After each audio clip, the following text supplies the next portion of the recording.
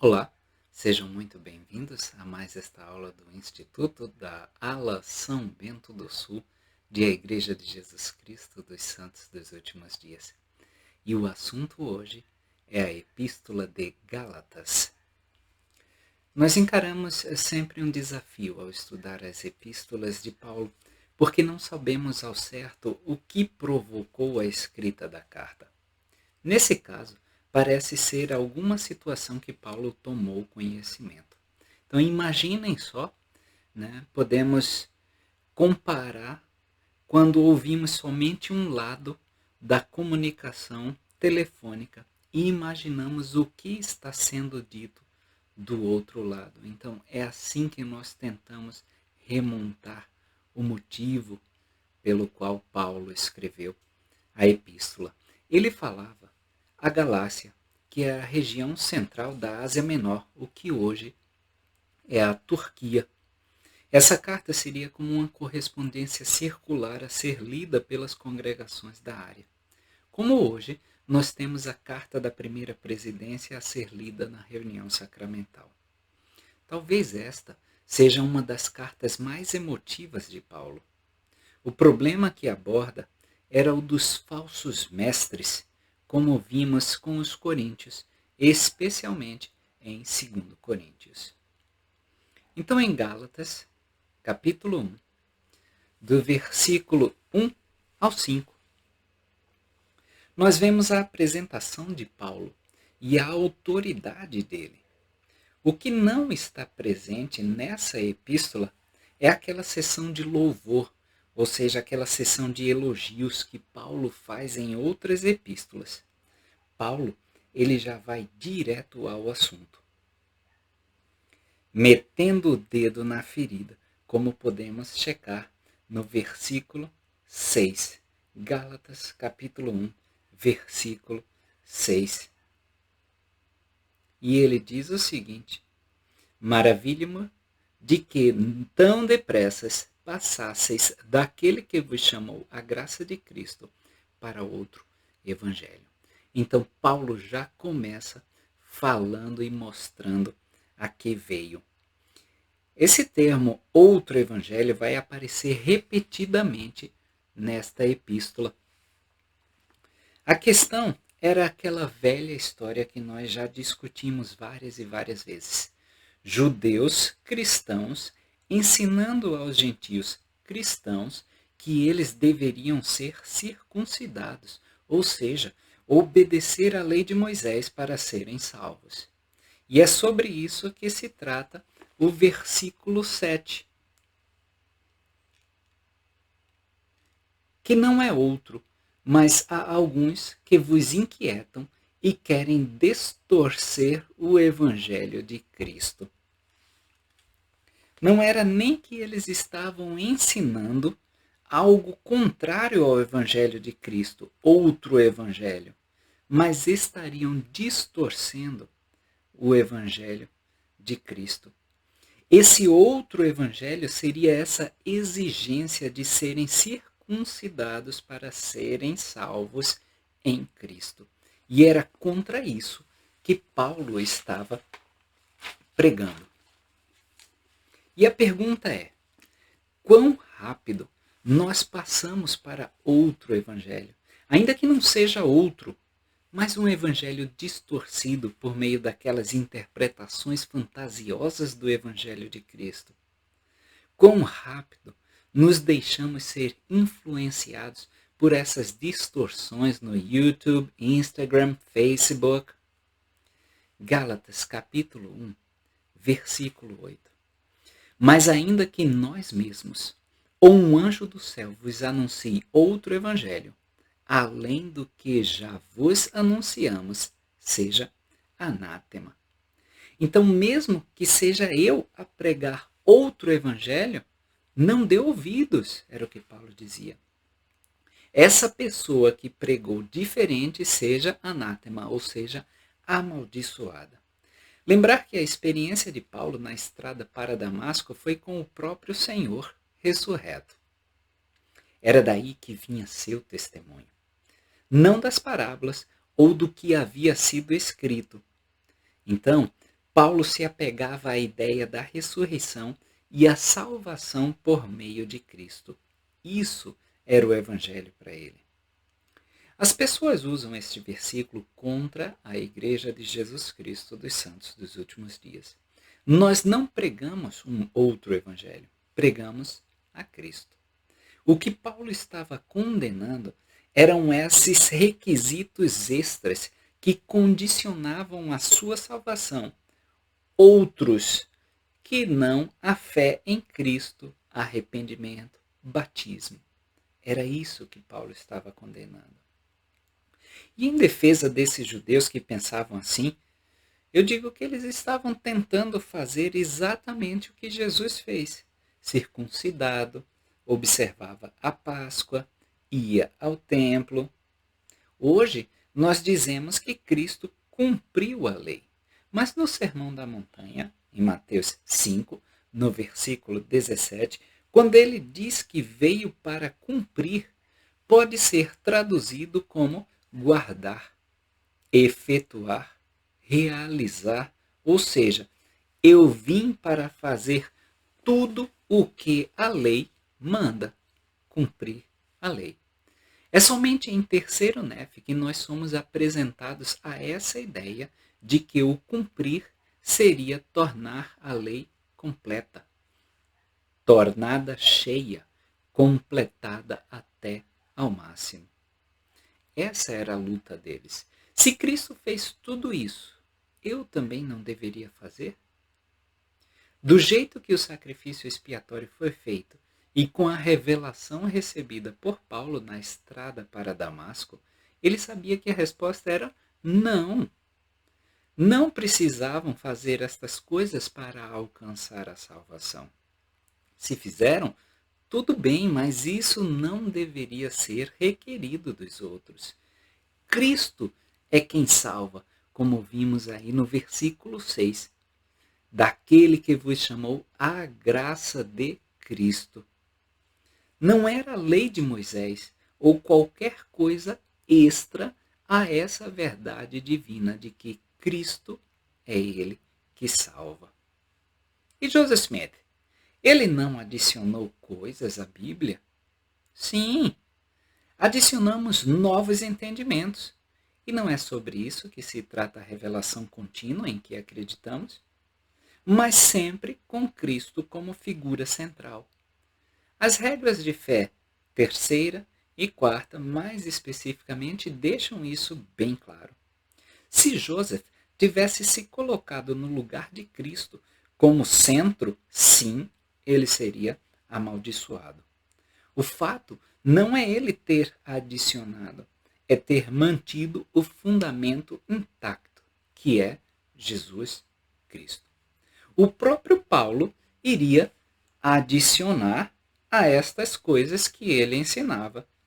E não era isso que ele condenava, mas modificar o fundamento de que a salvação vem por meio de Jesus Cristo. Isso sim era amaldiçoado. A condenação de Paulo vinha para aqueles que propunham um plano de salvação alternativo. Lembram-se de Lúcifer? O evangelho é esse. E nós podemos achar em Atos, capítulo 4, versículo 12. E diz o seguinte: e em nenhum outro há salvação, porque também debaixo do céu nenhum outro nome há, dado entre os homens, pelo qual devamos ser salvos. Esse é o evangelho. Não há outro evangelho diferente disso que acabamos de ler. Então, como eles deveriam saber o que manter ou o que não manter, já que agora deveriam seguir a Jesus Cristo? Então, Paulo vai comparar a lei mosaica à servidão e a lei de Cristo à liberdade. Então, vamos voltar para Gálatas, capítulo 5. Gálatas, capítulo 5. Claro que eles tinham mandamentos básicos a serem seguidos e não deveriam se aproveitar da liberdade em Cristo para satisfazer a própria carne. Versículos 13 e 14, que diz o seguinte: porque vós, irmãos, fostes chamados à liberdade. Não useis da liberdade só para dar ocasião à carne, porém, servi-vos uns aos outros pela caridade. Porque toda a lei se cumpre numa só palavra. Nesta, amarás ao teu próximo como a ti mesmo. Aí, ele dará uma listinha de exemplo para que eles soubessem quando estavam se inclinando a fazer a vontade da carne. Está lá nos versículos 17, 19, 20 e 21 de Gálatas 5. No 17, porque a carne cobiça contra o espírito e o espírito contra a carne, e estes opõem-se um ao outro, para que não façais o que quereis. Versículo 19. Porque as obras da carne são manifestas, as quais são adultério, fornicação, imundície, dissolução. Versículo 20. Idolatria, feitiçarias, inimizades, porfias, ciúmes, iras, pelejas, dissensões, heresias. 21. Invejas, homicídios, bebedices, glutonarias e coisas semelhantes a essa, acerca das quais vos declaro, como já dantes vos disses, que os que cometem tais coisas não herdarão o reino de Deus. Reparem que muitos destes pecados são contrários ao ensinado no versículo 14, porque toda a lei se cumpre numa só palavra, nesta, amarás ao teu próximo como a ti mesmo. Ou seja, esses pecados, a maioria que ele cita, eram pecados contra o nosso próximo. Então a palavra em hebraico para a lei, halaká, os judeus ortodoxos aceitam a halaká como um corpo de leis imutáveis. E essa palavra halaká significa caminho, direção, e tem origem na raiz da palavra andar. E andar em hebraico é lalechet. Então, Paulo faz o convite em Gálatas 5, 25. Vamos ver o que diz? Se vivemos no Espírito, andemos também no Espírito. Então, esse convite que ele faz é para que deixem de andar na lei de Moisés e andem em Cristo. O Espírito, que é igual à nova aliança, diferente da letra, que é a velha aliança. Então nós não devemos confundir a liberdade com a libertinagem. Não somos livres para fazer o que queremos e o que bem entendemos. Andrew Skinner e D. Kelly Ogden, no livro Verse by Verse, dizem o seguinte: Paulo ensina nesta epístola que Cristo não é secundário à lei de Moisés. A lei, com seus requisitos específicos, não pode trazer salvação. Somente Cristo pode. A salvação vem somente por meio dos méritos de Cristo. Essa epístola tem sido comumente chamada de Declaração de Independência do Judaísmo. Os termos livre e liberdade são usados 11 vezes nessa breve carta. E aqui eu tenho uma citação do presidente Asa Taft Benson. Nós nunca apreciaremos plenamente a expiação de Jesus Cristo, até que entendamos a queda e a necessidade que temos de ser libertos da escravidão do pecado e da morte. Então, ao usar este tipo de linguagem, Paulo compara como a lei mosaica pode nos prender, porque nós pecamos por causa da lei. Se não há lei, não há pecado. Assim, ter a lei automaticamente traz o pecado. Abinadi, no livro de Mórmon, entendia que não era a lei de Moisés que salvaria e tentava ensinar isso ao povo.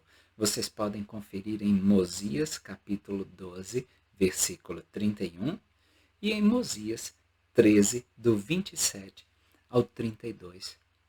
O livro de Mórmon nos dá alguns exemplos de pessoas que estavam guardando a lei de Moisés com a atitude correta de apontar para Cristo. Vejamos em 2 Nef 25, 23, quando ele diz: sabemos que é pela graça que somos salvos, depois de tudo o que pudermos fazer.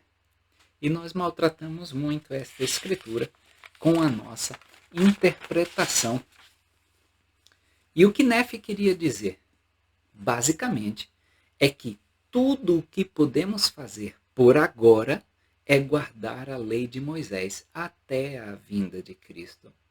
Ele próprio, nos versículos seguintes, adverte que, quando Cristo vier, a lei de Cristo é que deveria ser guardada, nos versículos 24 e 25 do mesmo capítulo. Nós guardamos a lei porque é tudo o que podemos fazer por agora, para que, ao final, Cristo nos salve com a sua graça. Podemos conferir isso em Mosias, capítulo 16, versículos 13, 14 e 15. O Evangelho de Cristo os havia libertado das muitas cerimônias, rituais, deveres que vinham com a lei de Moisés. Mas, só porque estavam livres destas coisas, não significava que deviam seguir os desejos da carne.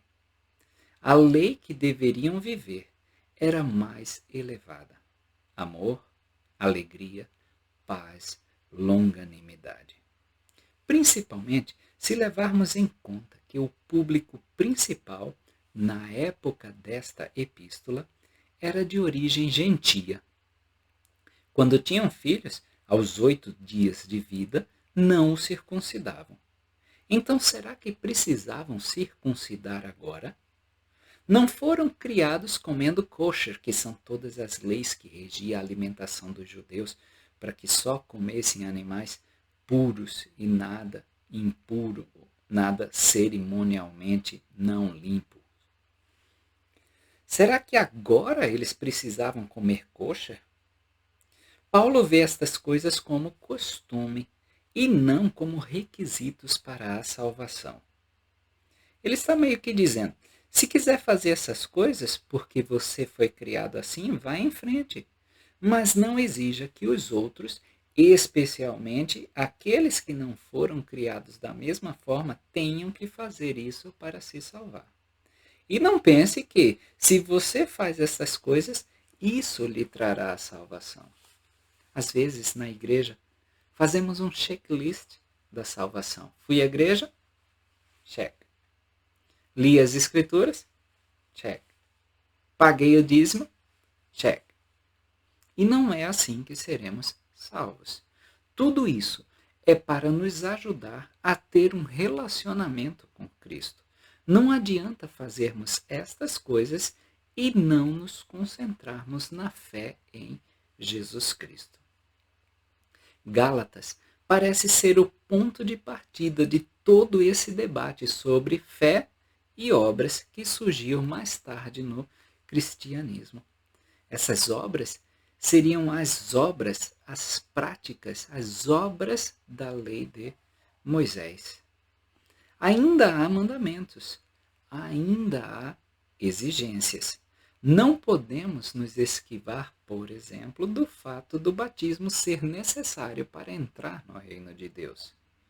Mas isso está no contexto de Jesus Cristo e nosso relacionamento com Ele, um renascimento espiritual. O batismo não é nada sem Jesus Cristo. E ele já dizia: se me amais, guardareis os meus mandamentos. Isso está lá em João, capítulo 14, versículos 15 e do 21 ao 23. Então, em Gálatas, capítulo 6, versículo 15, nós leremos o seguinte: porque em Cristo Jesus nem a circuncisão, nem a incircuncisão tem valor algum, mas sim o ser uma nova criatura. Talvez seja o sumário do que Paulo estava ensinando. Aqui, a circuncisão é um resumo, um símbolo de toda a lei mosaica.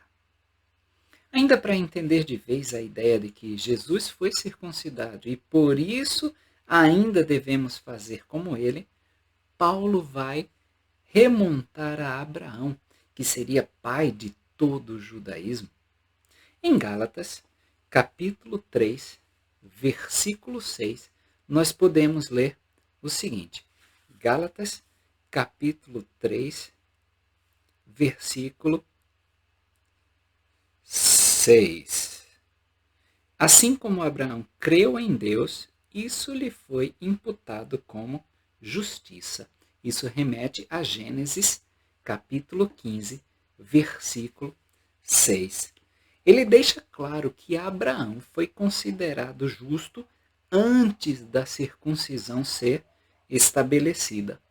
Se ele foi considerado justo, significa dizer que ele estava fazendo tudo o que deveria fazer, tudo o que podia fazer, como a Nef falou, né? Então, perante Deus, estava tudo certo com Abraão, mesmo antes do estabelecimento da circuncisão, que vai acontecer em Gênesis 17, um capítulo depois. E quando isso acontece, a gente pode ver em Gálatas capítulo 3, versículo 7, sabei, pois, que os que são da fé são filhos de Abraão. Então a gente pode ver que seus descendentes, não apenas os literais, seriam abençoados, os que são da fé. E por fé, ele não quer dizer a obra da circuncisão, porque isso só ia acontecer mais tarde. No versículo 8, nós lemos o seguinte de Gálatas, capítulo 3. Ora, tendo a Escritura previsto que Deus havia de justificar pela fé os gentios, anunciou primeiro o Evangelho a Abraão, dizendo: todas as nações serão benditas em ti. Os que são da fé são abençoados com o fiel Abraão, como vemos no versículo 9, de sorte que os que são da fé são benditos com o crente Abraão. E ele continua enfatizando a fé. Agora, aberta a todas as nações, desde que tenham essa fé e esse relacionamento com Deus, podem ser consideradas justas ou justificadas, mesmo sem a circuncisão. Os oponentes de Paulo, que entraram nas congregações mais tarde, estão ensinando aos Gálatas: não, vocês precisam ser circuncidados como parte dessa aliança. E Paulo rebate dizendo: negativo, era esse outro evangelho que estava sendo ensinado. Vamos ler o versículo 10 de Gálatas 3. Todos aqueles, pois, que são das obras da lei, estão debaixo da maldição. Porque escrito está: maldito todo aquele que não permanecer em todas as coisas que estão escritas no livro da lei para fazê-las. Essa é uma escritura que nós podemos encontrar em Deuteronômio, capítulo 27, versículo 26.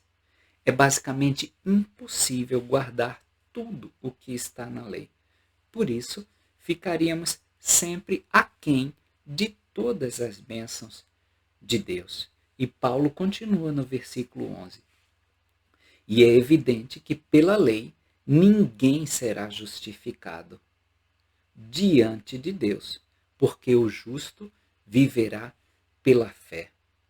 Nós já lemos isso, do justo vivendo pela fé, em Romanos, capítulo 1, versículo 17. Então, depois a gente vai deixar aqui um cardzinho com o link para a aula de Lucas 22 e João 18, que também comentamos sobre viver pela fé. Nenhum homem é justificado pela lei por parte de Deus, porque não guardamos tudo. Então, é evidente que o justo viverá pela fé. A lei não é da fé, mas o homem que a cumprir viverá por ela. Em Gálatas, capítulo 3, versículo 13, lemos o seguinte: Cristo nos resgatou da maldição da lei, fazendo-se maldição por nós, porque está escrito: maldito todo aquele que for pendurado no madeiro. Essa é uma escritura que nós também já discutimos, que está em Deuteronômio 21 a 23. Então, por Cristo se tornar maldito no madeiro, na cruz, ele é capaz de nos redimir da maldição da lei. Nos redimir de ficar aquém de sermos capazes de cumprir tudo na lei. Eu também vou deixar o cardzinho aqui em cima do link da nossa aula de 1 Coríntios 1 a 7, quando discutimos sobre essa maldição. E aí a gente também pode lembrar da discussão da grande troca que fizemos na aula passada. Cristo, ele foi feito maldição por nós. Não era ele o amaldiçoado. E nos dias de hoje, podemos guardar todos os mandamentos do Evangelho? Não precisamos que Cristo ofereça um caminho para o arrependimento, o perdão, para voltarmos a ser justos com Deus? E o versículo 14 realmente diz que a bênção de Abraão pode vir sobre os gentios por meio de Jesus Cristo. Gálatas 3,14. Para que a bênção de Abraão chegasse aos gentios por Jesus Cristo. E para que, pela fé, nós recebamos a promessa do Espírito. Então, nós podemos receber essa promessa do Espírito da nova aliança por meio da fé em Jesus Cristo. E hoje, em 2023, se eu estivesse ouvindo tudo isso que Paulo falou, qual a grande lição que eu tiraria? Guardar os mandamentos não me salvam. Guardar os mandamentos me leva a Cristo e ele me salva. É o que vai ser dito em Gálatas, capítulo 3, versículo 24, onde lemos o seguinte: de maneira que a lei nos serviu de aio para nos conduzir a Cristo, para que pela fé fôssemos justificados. No aio aí, na tradução, tem uma notinha de rodapé que explica que vem do grego: pedagogo, diretor, supervisor de crianças. Era aquele que instruía as crianças, que cuidava das crianças, que ensinava os modos, os hábitos, as letras às crianças. Na lei de Moisés, havia mandamentos prescritos, rituais e práticas que apontavam para Cristo e para princípios do Evangelho. Cristo vem e faz justamente o contrário. Ensina os princípios do Evangelho e nós é que devemos encontrar maneiras de implementá-los na prática. Santificar o dia do Senhor, por exemplo, não desapareceu. O presidente Nelson deixou bem claro que a maneira como guardamos o dia do Senhor é um sinal de nosso relacionamento com o Pai Celestial. Mas nós não recebemos uma lista rígida de coisas que devemos e não devemos fazer, como era na lei de Moisés ou naquelas leis cerca que debatemos na aula de Mateus 11 e 12 e Lucas 11, também vou deixar o link no card aqui em cima. O princípio é o mesmo. Queremos santificar o dia do Senhor para mostrar ao Pai Celestial que o reverenciamos e o amamos e que podemos reservar um período de tempo de nossas outras atividades para demonstrar esse amor que sentimos por Ele. Às vezes, o aio poderia ser bem rígido, bem rigoroso com as coisas que o estudante precisava fazer, assim como a lei de Moisés foi rígida, foi dura para mostrar o que eles precisavam aprender. Então, misturado a todo esse trabalho de trazer os judeus para Cristo, Paulo ainda menciona a treta que ele teve com Pedro. Ele estava na Antioquia, região que corresponde à Síria de hoje. E Pedro vai até lá. E Paulo diz que lhe resistiu face a face, se virmos em Gálatas, capítulo 2, no versículo 11. E chegando Pedro a Antioquia, lhe resisti face a face, porque era repreensível, ou seja, porque ele mereceu. Então esse resistir aí, face a face, seria o que hoje a gente chama de bater de frente. E por que ele precisou repreender Pedro? Está em Gálatas 2, do 12 ao 14. Porque antes que alguns tivessem chegado da parte de Tiago, ele comia com os gentios. Mas depois que chegaram, se retirou e se apartou deles, temendo os que eram da circuncisão. E os outros judeus também dissimulavam com ele, de maneira que até Barnabé se deixou levar pela sua dissimulação. Mas, quando vi que não andavam retamente conforme a verdade do Evangelho, disse a Pedro na presença de todos: se tu, sendo judeu, vives como os gentios e não como judeu, por que obrigas os gentios a viverem como judeus?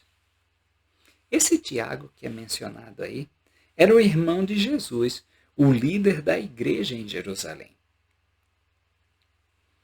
E essa turma que vinha da parte de Tiago parecia representar Jerusalém, ou o núcleo dessa continuação da prática judaica. Quando eles chegaram, Pedro, que antes, numa boa, comia com os gentios, se retira.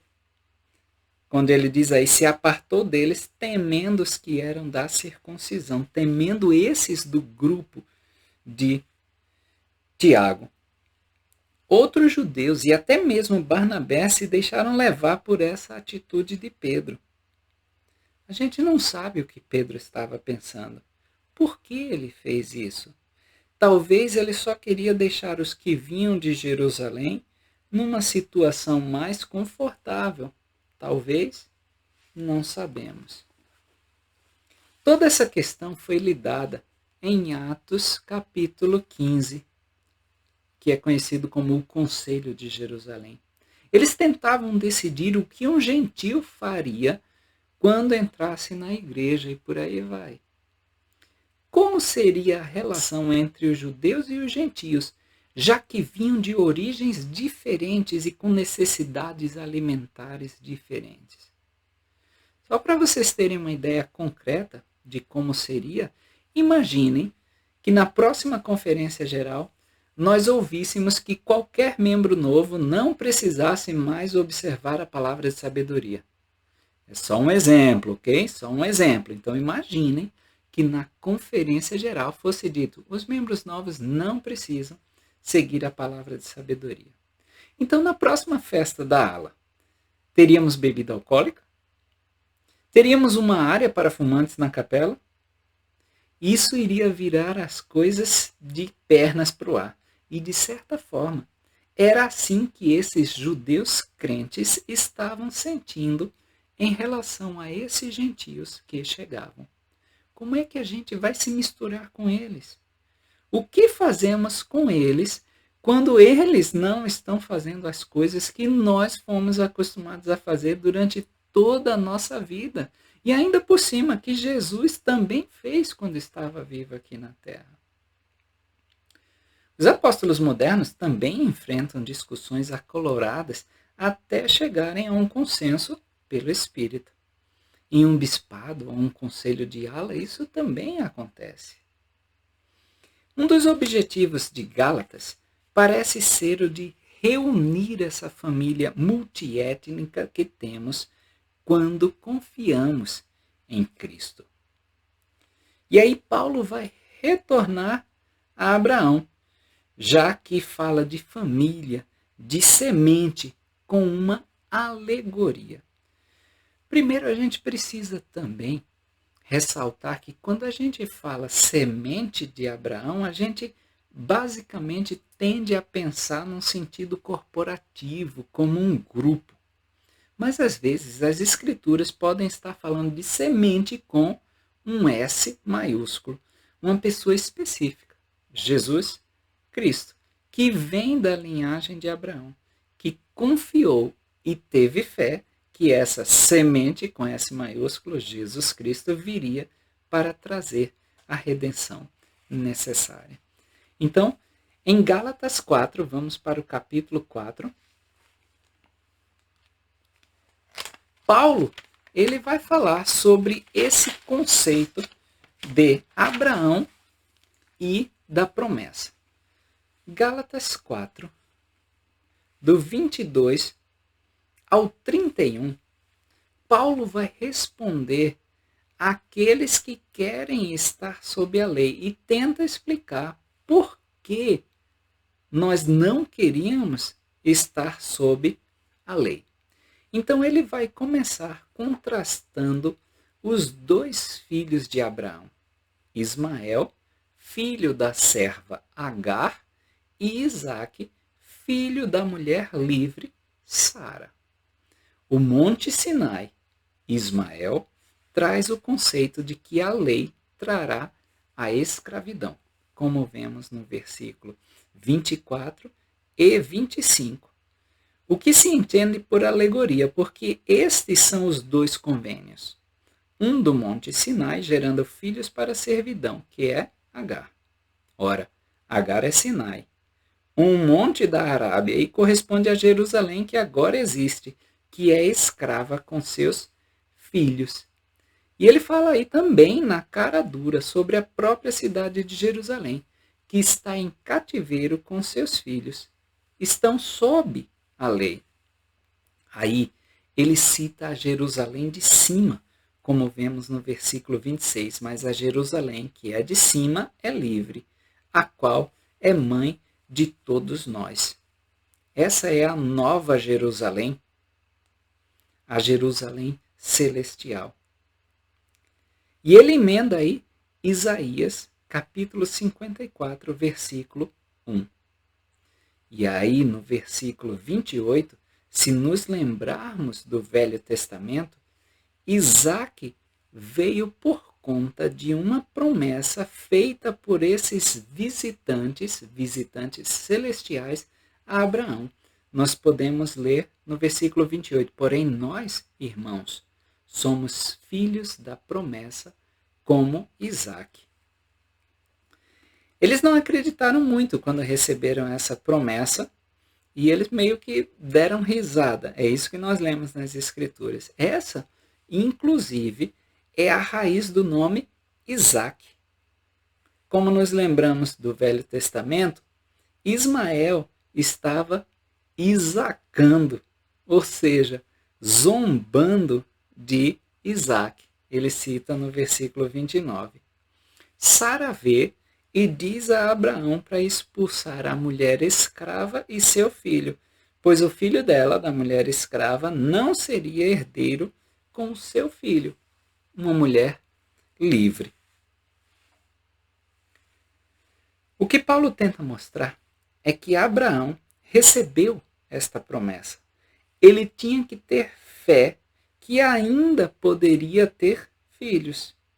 Com Agar, não houve nada de milagroso, já com Isaque foi necessário esse milagre para gerar essa criança. E essa é a Jerusalém celestial. Essa é a libertação da escravidão. E é a retórica de Paulo para a pergunta: você realmente quer estar sob a lei? Você realmente quer estar nesse tipo de escravidão ou gostaria de ser livre? Gostariam de ser filhos da promessa? Gostariam de demonstrar essa confiança em Deus e receber todas essas bênçãos, como aconteceu com Abraão, Isaac, Jacó e assim por diante? Ismael representando a lei de Moisés. Isaac representando a lei de Cristo. Assim como Sara expulsou Ismael, a lei de Cristo expulsou a lei de Moisés. Ou, como dizemos, cumpriu a lei mosaica. Os dois convênios, já vimos, foram mencionados no versículo 24 desse capítulo 4. Ele diz aí, no versículo 24, estes são os dois convênios. Nefe expressa essa mesma ideia em 2 Nefe, capítulo 4, versículos 17 e 18. É o relacionamento dele com a lei. No versículo 19, ele coloca Cristo na equação e nos apresenta seu relacionamento com o Espírito, Jesus Cristo e seu Evangelho, nos versículos 20 até o 27. Se pudermos relaxar e confiar nele, em Jesus Cristo, então juntos poderemos começar a aprender o Evangelho. Ele coloca os braços sobre nós e diz, ok, agora vamos pagar o dízimo integral. E assim começamos a progredir. Estamos sendo salvos. E aí, se perguntarmos na igreja se acreditamos em ser salvos, talvez a maioria dirá, eu acho que não. Vai ser só uns poucos, não é para mim o reino celestial. De que adianta ter um salvador se ninguém é salvo? É como ter um salva-vidas que não quer sair da cadeira. Ele diz, olha lá vai outro. Tenta o nado de costas. Que pena, ele não conseguiu. Isso não tem lógica. Nós acreditamos e temos um Salvador que pode nos salvar de nós mesmos, de nossas imperfeições, dos indivíduos carnais dentro de nós. Por isso Paulo é tão apaixonado por este evangelho, combatendo Pedro, combatendo os outros e qualquer um que quisesse ensinar outro evangelho que não esse. Cristo salva. Eles queriam voltar para a lei de Moisés como nós muitas vezes queremos voltar para práticas antigas da igreja. Eu gostava mais quando a igreja era de 3 horas de duração. É uma pena não ter a aula da escola dominical todo domingo, como era antes. Eu gostava muito mais dos mestres familiares visitando todo mês do que esse novo programa de ministração.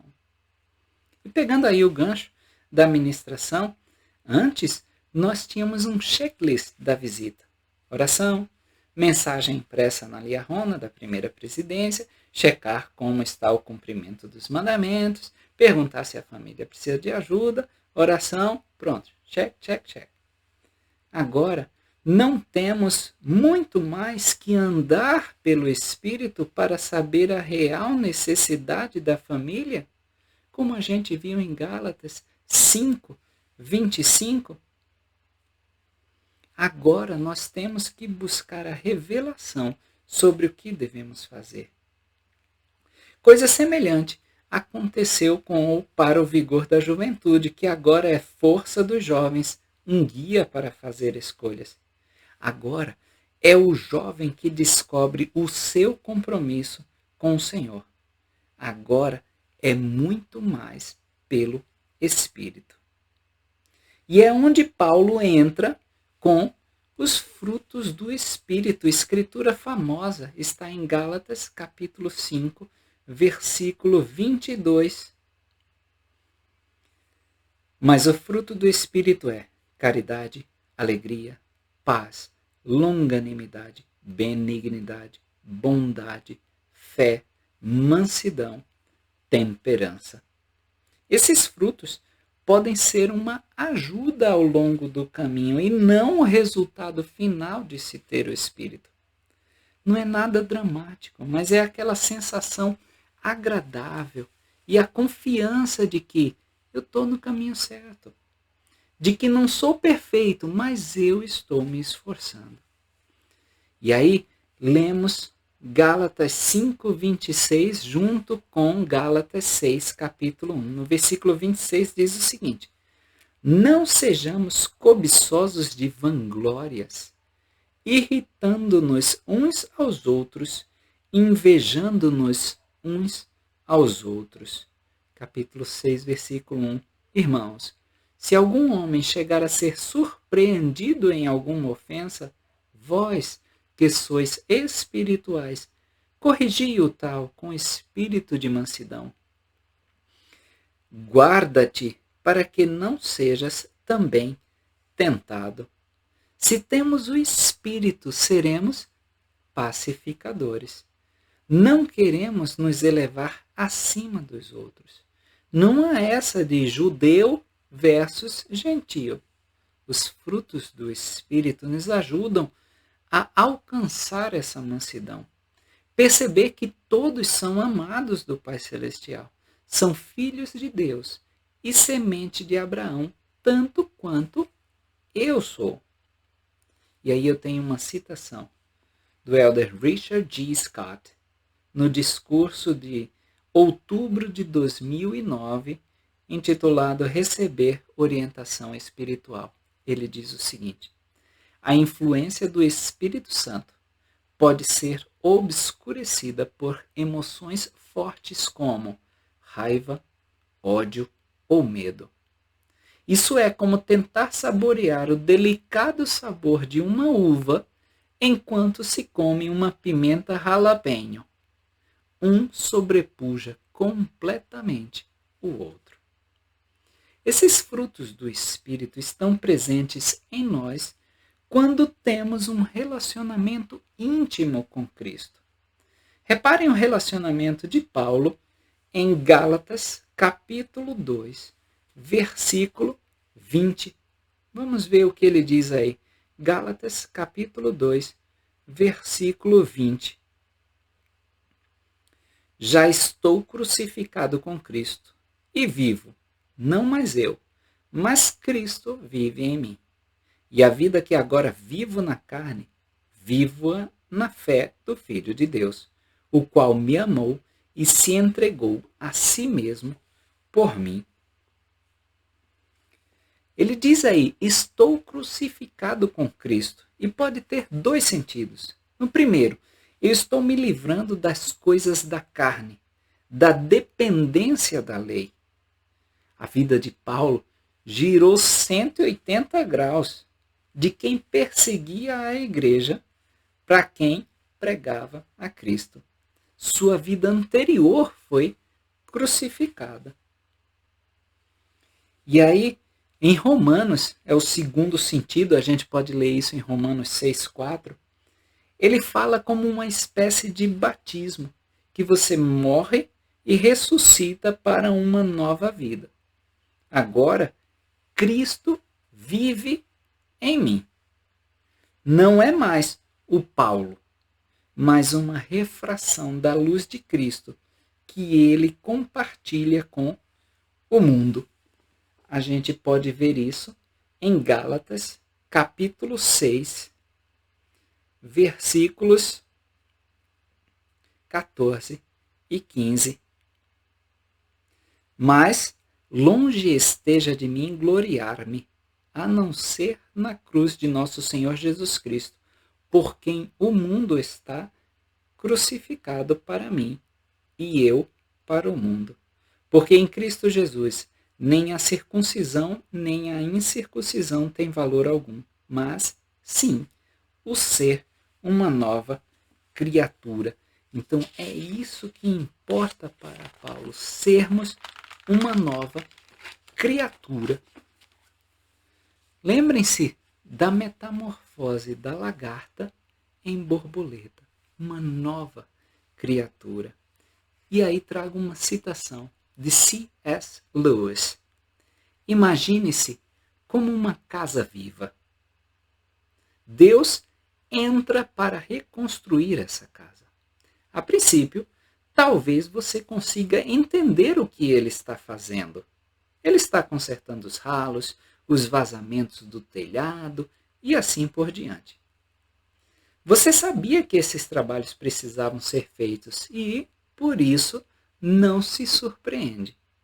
Mas em seguida, ele começa a derrubar a casa de uma forma que machuca terrivelmente e não parece fazer sentido. O que diabos ele está fazendo? A explicação é que ele está construindo uma casa bem diferente daquela que você imaginava.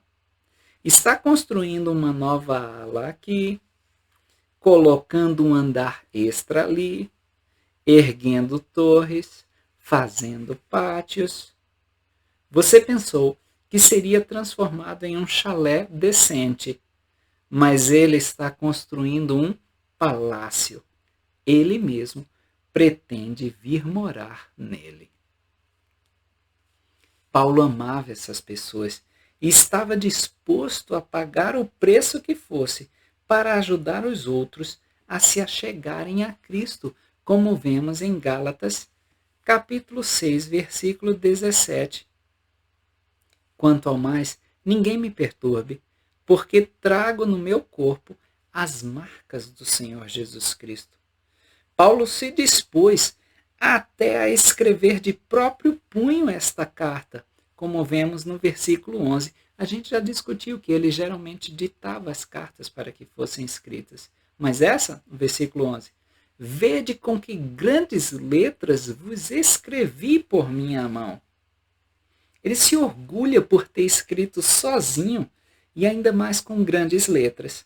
Talvez por conta da enfermidade em seus olhos, conforme alguns estudiosos acreditam, e que está relatado, talvez parcialmente, ou que nos dá essa ideia, em Gálatas capítulo 4, do versículo 13 ao 15, que diz o seguinte: E vós sabeis que primeiro vos anunciei o evangelho com fraqueza da carne, e não rejeitastes, nem desprezastes a tentação que tinha na minha carne. Antes, me recebestes como um anjo de Deus, como o próprio Jesus Cristo. Qual era logo a vossa bem-aventurança? Porque vos dou testemunho de que, se possível fosse, arrancaríeis os vossos olhos e mos daríeis. É daí que tem a ideia que talvez o problema dele estivesse nos olhos. E Paulo estava se superando. Ele não deixava que esse problema o impedisse de pregar a Jesus Cristo. Em Gálatas, capítulo 6, do versículo 9 ao 10, lemos o seguinte: E não nos cansemos de fazer o bem, porque a seu tempo ceifaremos, e se não houvermos desfalecido. De sorte que, enquanto temos tempo, façamos o bem a todos, mas principalmente aos da família da fé. Vocês podem cruzar essas escrituras com Doutrina e Convênios, seção 64, versículo 33. E os estudiosos chamam esses versículos da lei da colheita. Reparar que ele usa a imagem de uma família, principalmente aos da família da fé. Na 13ª regra de fé é usado justamente o versículo 10, que nós cremos em ser verdadeiros, castos, benevolentes, virtuosos e em fazer o bem a todos os homens. E parece que a parte central da epístola, já finalizando esse nosso encontro para discutirmos Gálatas, o cerne dessa epístola pode ser encontrado em Gálatas, capítulo 3, versículo 28, que diz o seguinte: Nisso não há judeu nem grego, não há servo, nem livre, não há homem, nem mulher, porque todos vós sois um em Cristo Jesus. Então, que nós possamos realmente ser um em Cristo Jesus. Somos diferentes, sim, mas essas diferenças não precisam nos afastar uns dos outros, nem de Cristo, porque nós somos um em Cristo. Que possamos ser um com o nosso próximo e com Cristo todos os nossos dias.